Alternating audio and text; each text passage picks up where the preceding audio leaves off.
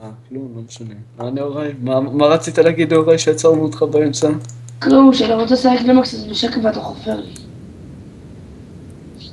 יש אקסטרה לייב, יש, תודה, תודה. יש. הכל, צריך אבל אחרי זה.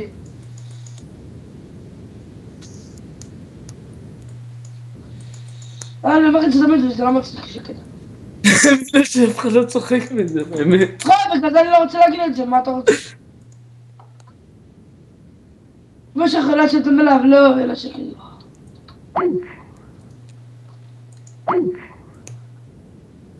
שעמם לי. אז לך כוס של אמא שלך, שמענו לפארק. כוס של הסבתא רבא שלך, אתיופית שחור, נותנת לכל אחד, שקט היא נותנת לכל אחד, המפגר סודנים שעוברים ברחוב היא נותנת להם. זה לא מצחיק, אבל לא מצחיק, בטח, אפילו כושים שעוברים נותנים לה, נכון? כזה? תיירים מחוץ לארץ, כן, כן, בואו כנסו לכוס של אמא שלך. לפעמים משהו כזה, ערה. בטח, שמדבר מפגר יש לך צ'קט בסודנית. תאנסו אותי, לא רוצה שום דבר בחיים, אני... לעולם זה כללה, אני משלמת על זה בסקס, בואו תאנסו אותי, תאנסו, נכון אורי? לא. לא, אלק, לא, אתה לא צריך לשמור את זה בסוד כל החיים שלך, אז מה עם אמא שלך? זה אמא שלך שלו. נדר באמא שלך שלו, די, אין לך אמא לדור עליה, חתיכת כושי מסריח. אין לי אמא, דפוק הדפת עם הכוס של אמא שלך.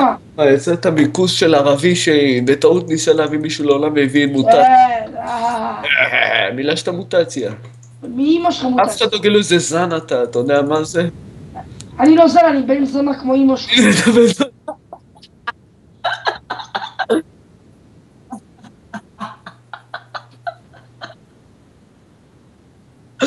איזה ילד מטורף. מפגר, איזה ירידה על עצמך אתה יורד. העיקר אבל אמא שלך גם בת זונה.